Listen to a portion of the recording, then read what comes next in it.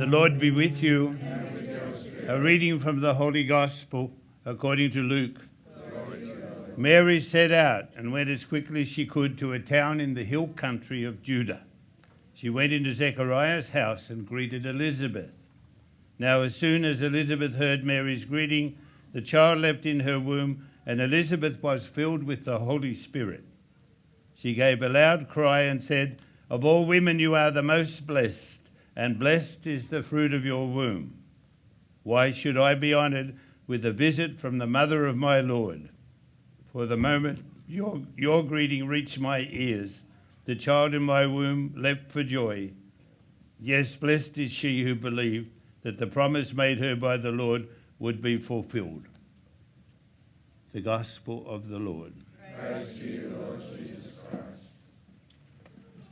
I am so distracted. Hannah Laura, a boy or a girl? Boy. It's a boy, all right. He's in church already. Very wonderful. He's a Raphael. Oh, wonderful. The healing of God. You know, El is God's name. Emmanuel. It's not with us. It's not God with us. It's with us is God. You know, if you translate it, the El is God's Elohim. Elohim. Raphael is the healing of God. There. Now, wonderful. My other distraction. I thought, being near Christmas, I'd tell you a story. It's a true story. As true as I stand here. It's documented. The things that were mentioned in this story are in the archives of a congregation of sisters. Many years ago, more than 100, the sisters at a place called Traralga out of Goulburn had a nice garden. And in the garden, they had the flower that's on the altar. You know the name of the flower that's on the altar? Hooray. If you lived up near me, Wyong Road, it's got 18 roundabouts getting to my house, and all of the roundabouts are this morning coming down are full of agapanthus. Anyway, this story is true. The nuns at Traralga sent in a big box of agapanthus to Goulburn, to the head nun there, who was Mother Agatha, by the way, which is an important part of the story. And they sent a telegram to say that the agapanthus were on the 4 o'clock train. That telegram is now in the records of the Sisters of Goulburn permanently because it got mistranslated on the way. and the telegram said that Agatha's pants were on the 4 o'clock train.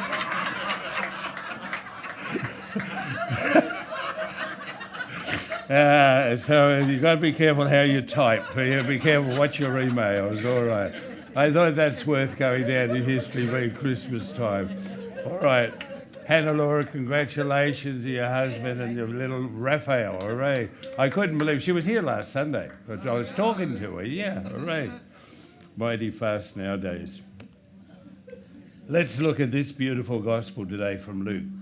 Mary set out from where? From Nazareth, all right?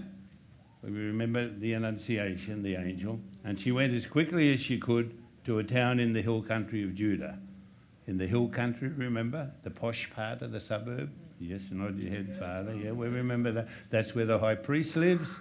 The high priest was Zachary, and Elizabeth was married to the high priest. Why did she go as quickly as she could? Because the angel told her the sign that this was all going to be true was that her cousin Elizabeth has already conceived it in the 3rd month. And she went as quickly as she could to check God out. That's what you do with prophecies. She went to check God out. And that's why... and 70 miles is a good track, you know, from Nazareth to Jerusalem. It's 70 miles. I don't know how she went, who went with her or what happened. But you could just imagine her on the way. The way I see the visitation, all right, will come out in this sermon.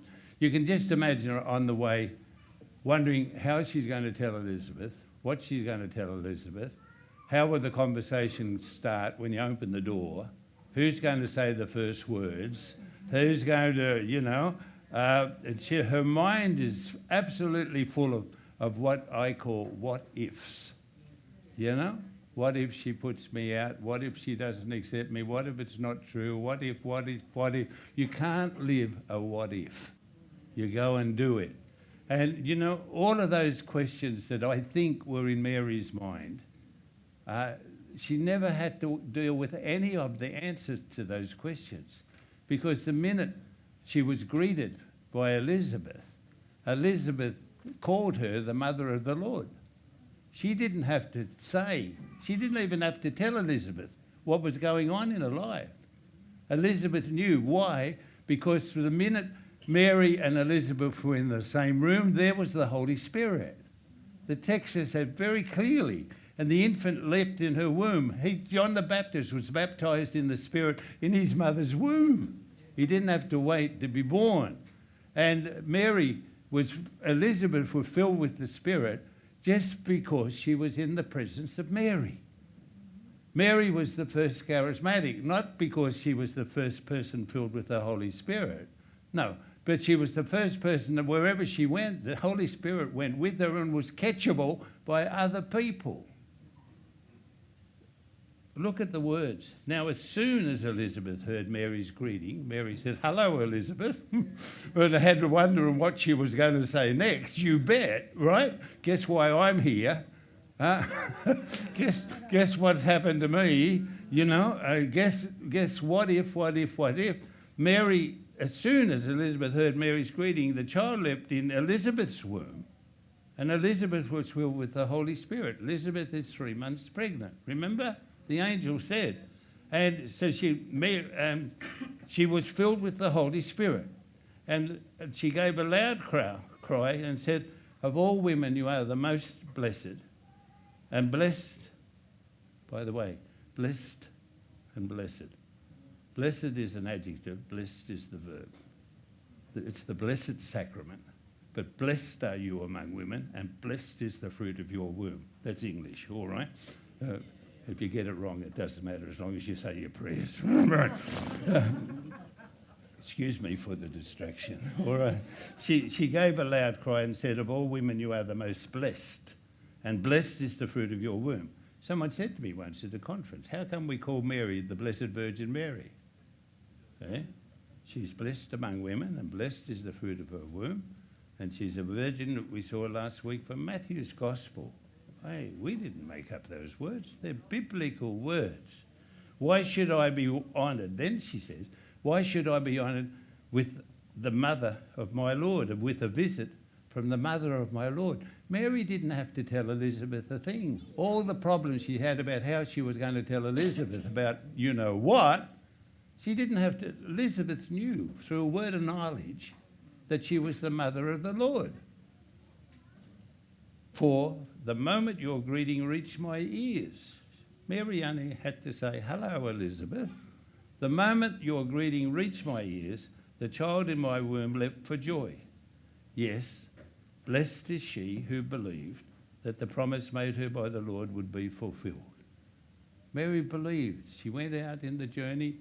She went out. The angel said, "The way you'll know this is all true, your cousin Elizabeth has conceived, and she's already in her 3rd month." Mary checked out the Lord. That's what you do. If you're given a sign, check it out.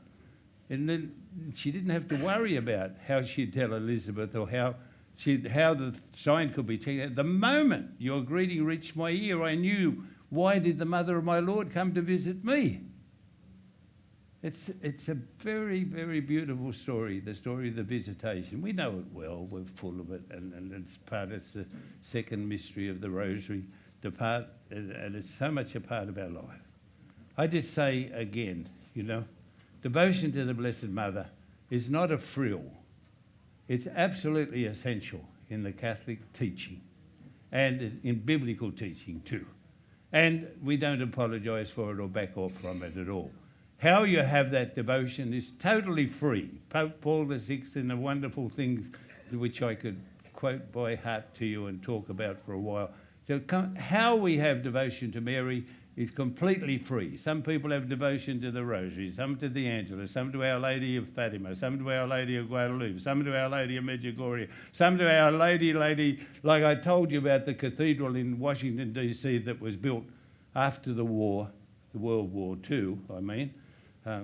Abby's sister that was born in 1947, and she always said to me, which war, to the oldies, we take it for granted. But, it had 99 under the main altar.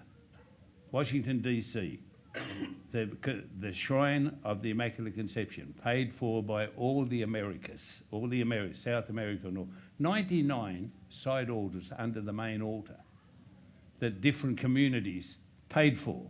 Our Lady of this and Our Lady of that and Our Lady of that and Our Lady of that. And you look in and say, how can I have devotion to all? You cannot have devotion to all the devotions. But pick the one that nourishes your faith and be always assured that devotion to Mary, how you practice your devotion to Mary is optional. No one can say you must say the rosary or you must say the Angelus or you must say this or you must say that. No one can do that. But I can say you must have devotion to Mary. It's not an option. You must have it. She must be part of your prayer life because she was part of the life of Jesus. She was part of the plan for redemption, and she's only a part. She's only a part, but she's a part that's still there today in heaven, and that's what she's there. You know, and the visitation is a wonderful meditation. You take it any way you like, but the way I took it today is don't live a what if, you know. Don't live a what if she says this, or what if they say that, or what if they say that. If you're following the Lord will look after the what ifs. Amen?